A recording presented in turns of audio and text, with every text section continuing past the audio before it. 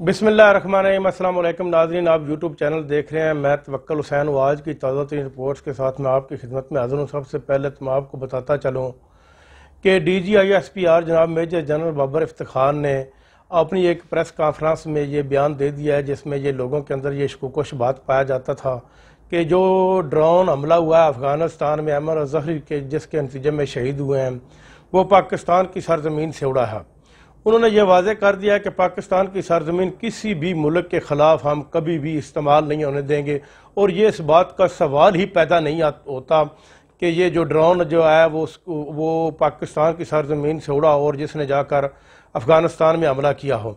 लेकिन अब जो PTI की जमातें हैं वो ये एहतजाज कर रही हैं, वो ये सवाल पूछ रही हैं कि ये जो ड्रोन आखिर कहाँ से आया और पाकिस्तान में, अगर ये पाकिस्तान से नहीं उड़ा तो पाकिस्तान के फ़ज़ाई हदूद इसने इस्तेमाल किया। ये मुमकिन है कि उसने फ़ज़ाई हदूद इस्तेमाल की हो, जिसके नतीजे में पाकिस्तान में इस वक्त जो डॉलर है वो आ चुका है और डॉलर की रेल पहल हो चुकी है तकरीबन, और डॉलर का रेट दिन ब दिन कम हो रहा है। और ये इस बात के ऊपर जो है वो शकूक शुबहात पाए जाते हैं कि इस जो ड्रोन है वो पाकिस्तान की सरजमीन इसने ज़रूर इस्तेमाल की होगी।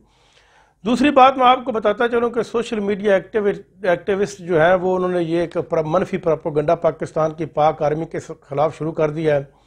पाकिस्तान के जो 6 शहदा हुए हैं, जिसमें एक मेजर जनरल सरफराज अहमद भी शामिल थे, हेलीकॉप्टर हादसा में ये लोग शहीद हुए हैं।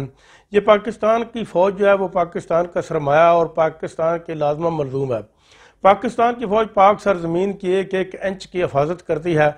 ये पाकिस्तानी होने के नाते से ये हमारा हक नहीं बनता कि हम मनफी प्रोपेगेंडा जो अपनी भी फ़ौज के ख़िलाफ़ करें।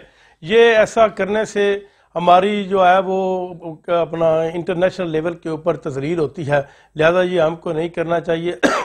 ये जो कर रहे हैं लोग, ये भी ख़रीदे हुए लोग हैं। जिन लोगों को गैर मुल्की एजेंसियों ने ख़रीद रखा है जो पाकिस्तान की फ़ौज के ख़िलाफ़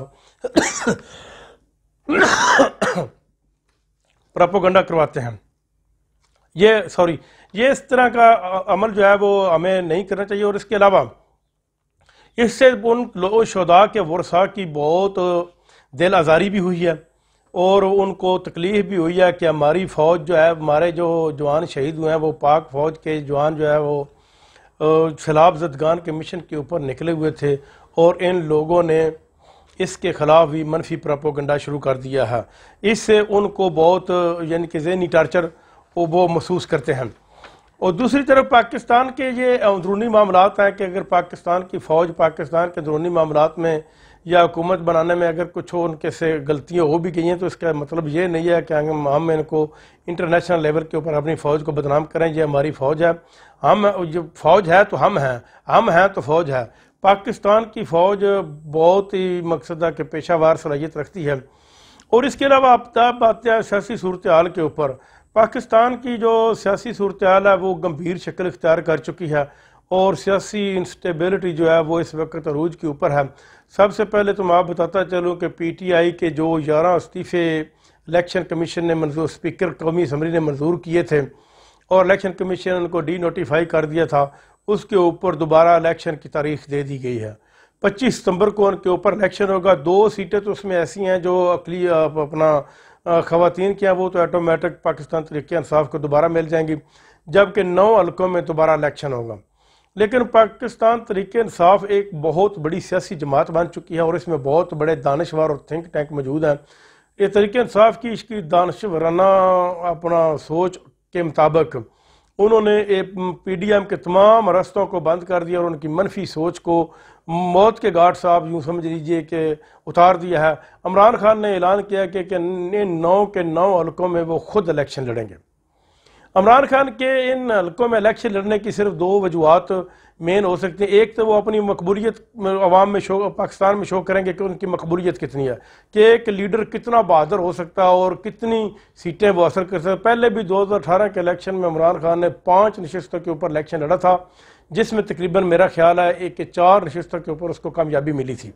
और इस तरह के जितनी भी मकसद पार्टियाँ आज तक पाकिस्तान में काम कर चुकी हैं, किसी पार्टी के लीडर ने इतनी जगहों से इलेक्शन नहीं लड़ा और ना ही जीता, जबकि इमरान खान ने लड़ा और जीता। बेनज़ीर भी नहीं जीत सकी जो कि एक मकबूल लीडर थी, और नवाज शरीफ भी नहीं जीत सका। اب عمران خان 9 حلقوں میں الیکشن لڑنے جا رہا ہے. ہونا تو یہ چاہیے تھا جن 9 حلقوں میں وہ الیکشن لڑنے پنجاب میں لڑنے جا رہا ہے اس کے مقابلے میں شہباز شریف کو خود آنا چاہیے. اور اگر وہ سندھ میں آئے تو وہاں پر آصف زرداری، اگر وہ کے پی کے میں آیا تو مولانا فضل الرحمان کو اس کے مقابلے میں آنا چاہیے. اور پھر پتہ چلے کہ جو لیڈر ہے وہ کتنے پانی میں ہے، اور جو ان کے لیڈران جو ہیں وہ ان کو کتنے ووٹ ملتے ہیں. اور پی ٹی آئی کے جو اکیلا ان تمام پی ڈی ایم کی جماعتوں اور سارے اداروں کے خلاف لڑ رہا ہے، اور صرف اپنے عوام کی طاقت کے بل بوتے کے اوپر وہ لڑ رہا ہے. الیکشن کمیشن اس وقت مکمل طور پر ناکام ترین ادارہ بن چکا ہے، اور وہ مکمل سپورٹ جو ہے وہ پی ڈی ایم کی جماعتوں کو کرتا ہے. یہ اسکندر سلطان راجہ جو ہے یہ اسٹیبلشمنٹ کا دیا ہوا ایک تحفہ عمران خان کو. عمران خان نے اپنی تقریر میں یہ واضح کہا کہ مجھ سے 2 غلطیاں ہوئی ہیں اپنی دوران حکومت میں. ایک غلطی کا تو ذکر نہیں کیا، وہ آپ خود سمجھ جائیں گے وہ کون سی غلطی تھی. وہ میرے خیال میں وہ ایکسٹینشن والی غلطی تھی کہ جو انہوں نے ایکسٹینشن کی تھی. لیکن دوسری غلطی جو ان کی تھی وہ الیکشن کمیشن لگانے والی تھی، یہ اسکندر سلطان راجہ کو لگانے والی تھی جس کا انہوں نے ذکر کیا. یہ اس وقت مکمل طور پر سارے ادارے، جس میں صرف اور صرف آپ ایک عدلیہ کو نکال دیں، عدلیہ جو ہے وہ اس وقت تقریباً 50% ٹھیک کام کر رہی ہے. ہماری سپریم کورٹ اور ہائی کورٹ جو ہے ان سے ریلیف کی توقع تقریباً ہر جماعت کو ممکن ہے اور ہر آدمی کو ممکن ہے. اگر کسی کے حق میں فیصلہ ہو جائے تو وہ کہتا ہے کہ عدلیہ ٹھیک ہے، اگر کسی کے خلاف فیصلہ ہو جائے تو وہ کہتا ہے عدلیہ خلاف ہے. لیکن ایسا نہیں ہے، عدلیہ اپنے فیصلے ٹھیک طور پر کر رہی ہے. کہ اس وقت الیکشن کمیشن اور جتنا میڈیا سیل ہے وہ اس وقت نون لیگ کی بی ٹیم بن چکے ہیں، لیکن پاکستان تحریک انصاف جو ہے وہ دن بدن اس کی مقبولیت میں بے تحاشا اضافہ ہو رہا ہے. اگر یہ 9 حلقوں میں عمران خان الیکشن لڑتا ہے تقریباً 7 تو وہ آسانی سے جیت جائے گا. اگر 7 حلقوں میں بھی جیت گیا تو اس کی مقبولیت میں بے پناہ اضافہ ہو جائے گا، اور پی ڈی ایم کی جماعتوں کو اپنا منہ چھپانے کے لیے بھی جگہ نہیں میسر ہوگی. اور اس وقت بھی وہ بہت ہی ندامت اور شرمندگی میں یہ ہیں کہ یہ کیا کام کر بیٹھے ہیں کہ اب ہم نے 9 حلقوں میں الیکشن کرنا اور عمران خان اکیلا ہی ہمارے خلاف لڑے گا. ناظرین، یہ بہت بڑی بازی پی ٹی آئی کی اور پی ٹی آئی کے لوگوں کی ہے جو اس کے خلاف جڑے ہوئے ہیں. اور جڑے رہنا، یہ اگر ہمارے پاس ایک آخری ہیرا یہ بھی ہم گم کر بیٹھے تو پھر ہم ساری زندگی یہ نسلیں بھی پچھتاتی رہیں گی جس طرح ہم ذوالفقار علی بھٹو کو کھو بیٹھے تھے. اگر عمران خان کے ہاتھ ہم نے مضبوط کیے تو انشاءاللہ یہ پاکستان میں خوشحالی بھی لائے گا، بے روزگاری بھی ختم ہوگی، قانون کا نفاذ بھی ہوگا، پاکستان کی دنیا میں عزت بھی ہوگی. جس طرح ان لوگوں نے پاکستان کو یہ پی ڈی ایم کی جماعتوں کے اور یہ بگیاڑ جو ہیں 5 یہ ہمارے کے اوپر کھول دیے گئے ہیں، جس میں ایک فضل الرحمان، شہباز شریف، آصف زرداری، شجاعت حسین، یہ ایسے لوگ ہیں کہ جنہوں نے پاکستان کو ایک آپ یوں سمجھ لیجیے کہ جس طرح مولانا طارق جمیل صاحب نے فرمایا تھا کہ ایک کبڈی کا ٹورنامنٹ سمجھ رکھا ہے. اور پاکستان کو انہوں نے مہنگائی، بے روزگاری کی دلدل میں دیا، اور انشاءاللہ اس میں سے عمران خان ہی پاکستان کو نکالیں گے.